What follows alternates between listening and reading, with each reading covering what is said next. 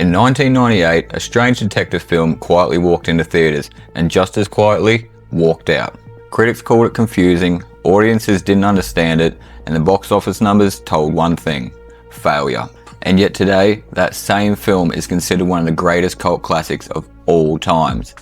It inspired midnight screenings, global fandoms, festivals, and even a religion all about a man that just wanted his rug back. So how did The Big Lebowski go from being a misunderstood flop to a cultural phenomenon? This is the unbelievable story of the dude. Section 1. The birth of a box office disaster. When Joel Coen and Ethan Coen released The Big Lebowski, expectations were high. Just 2 years earlier, they had delivered Fargo, a tightly crafted crime film that won Academy Awards and was critically acclaimed. Audiences expected another smart and focused thriller. Instead, they got something completely different. A detective story where the main character doesn't really investigate anything, a kidnapping plot that barely makes sense, and a hero who would spend most of the movie drinking White Russians and going bowling. Critics didn't know what to make of it. Some called it self-indulgent, others said it lacked direction, and many simply dismissed it as a misfire. At the box office, the film underperformed and faded quickly. For most movies, that would have been the end. But The Big Lebowski wasn't most movies. Section 2. The story that refused to follow rules. Now, the reason audiences really struggled with The Big Lebowski was actually pretty simple. It didn't follow any of the rules of a detective storytelling movie. Now, normally you would have detective films follow clear structure.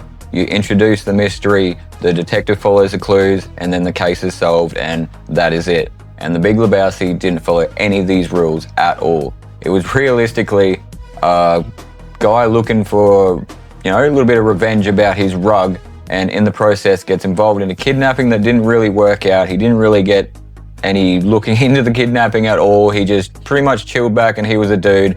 And in all honesty, the mystery by the end of it wasn't even a mystery. There was nothing really involved with the movie. And that's the way the Coen Brothers actually wanted to do it. They wanted to deconstruct the actual detective movie genre that was going on at the time, because they'd pretty much had enough of it. Section 3. Subverting film noir. The film takes heavy inspiration from classic noir storytelling, particularly The Big Sleep. But instead of creating a sharp, intelligent detective, the Coens created the complete opposite. A laid-back slacker who barely understands what's going on. MacGuffin is meaningless. The villains are incompetent. Okay, so we take some money, you have fun, we call Shadifa. And the stakes are almost non-existent. This creates a strange narrative effect. Instead of focusing on the plot, the audiences begin to focus on the characters of the absurd world around them. The confusion becomes part of the experience. And on repeat viewings, the film starts to make more sense.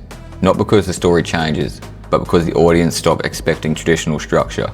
That's when the genius becomes clear. Section 4. The Zen of the Dude.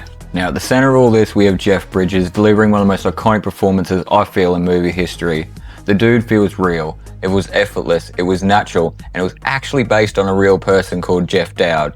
Now, Jeff Bridges just, took this role on and enhanced it. Like, realistically, you watch it, it's really just a normal guy trying to, move through a chaotic world in his own, time pace, really. Like, he's just a chilled back dude. I even love it in one of the scenes where he, pulls out a doobie with old mate and starts having a little bit of smoke when he's talking about his wife. Like, that's just a dude. He's chilled back. He even speaks about himself in the third, dimension or the fourth dimension thing. Like, it's really cool. And Jeff Bridges just pulled that off, beautifully. One of the best performances I feel that he's ever done, maybe apart from Chon. Section 5. The characters that built the cult. The world of Big Lebowski works because of its unforgettable characters. John Goodman as Walter is explosive and unpredictable. Am I the only one around here who gives a shit about the rules? Steve Buscemi as Donnie is quiet and innocent. Woo! I'm slamming him tonight. You guys are dead in the water. And every side character feels like they belong in this strange universe. From nihilists to artists to millionaires, the film creates a chaotic but believable world, and the world became endlessly quotable. Now, lines from the movie started spreading across the internet and through word of mouth. People began watching it again and again, and slowly something unexpected started happening. The film was coming back to life. Let me tell you something, pendejo. You pull any of your crazy shit with us, you flash a piece out on the lane, I'll take it away from you and stick it up your ass and pull the trigger till it goes click. Section 6. The rise of a cult classic. Now, after leaving cinemas, The Big Lebowski found its second life on home video. People shared it, quoted, talked about it, and the next thing you know, it popped up at midnight screenings. People were really getting into this movie, and then the biggest, coolest thing that happened was the cultural events. Next thing you know, the Lebowski Fest popped up, and that's when people would dress up as their favorite characters, go bowling, quote it all night, have a really good time about it. But that's the cool thing about this movie. It definitely went from a box office flop to a cultural phenomenon in no time. But that's not even the weirdest part of the story yet. Section 7. From movie to religion. The philosophy of the dude began to resonate with people on a deeper level. The idea of living simple, staying calm, and not getting caught up in the chaos of the world. Eventually the mindset evolved into something real. Dudeism was created, inspired entirely by the film's philosophy.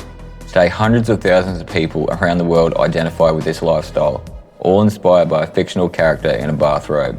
It's one of the most unusual legacies any film has ever created. Section 8. The modern legacy. Today, The Big Lebowski feels more relevant than ever. In a fast-paced world filled with stress and constant pressure, the message of simple abiding feels timeless. The film's messy structure, character-driven storytelling, and refusal to follow rules stands in contrast to modern formula-driven cinema. It reminds us that great art doesn't always succeed immediately. Sometimes it takes time, sometimes it takes patience, and sometimes it takes a cult following to reveal true greatness. The Big Lebowski was never supposed to be a cultural phenomenon. It was never supposed to start a movement, it was honestly supposed to die. From blockbuster bust at the box office to a cult classic, it really showed cinema that it doesn't matter how you make your movie, there will be people out there that will love it. And that's what I love about this movie. It is so completely different, wild, and I've got to admit, John Goodman is one of my favorite characters from this. He's just so unpredictable, and I just love him in every fashion. But you know, sometimes the strangest stories last, and with The Big Lebowski, I think that bad boy is going to keep going on as long as we share it with others. Now, I'd just like to say thank you for joining me on this video today about The Big Lebowski. To all my subs, I love you all. Anyone that's new that's watching, don't forget to like, subscribe, maybe jump over to my channel and check out some of my other videos. You might just like them. And as usual, I'll catch you on the next one.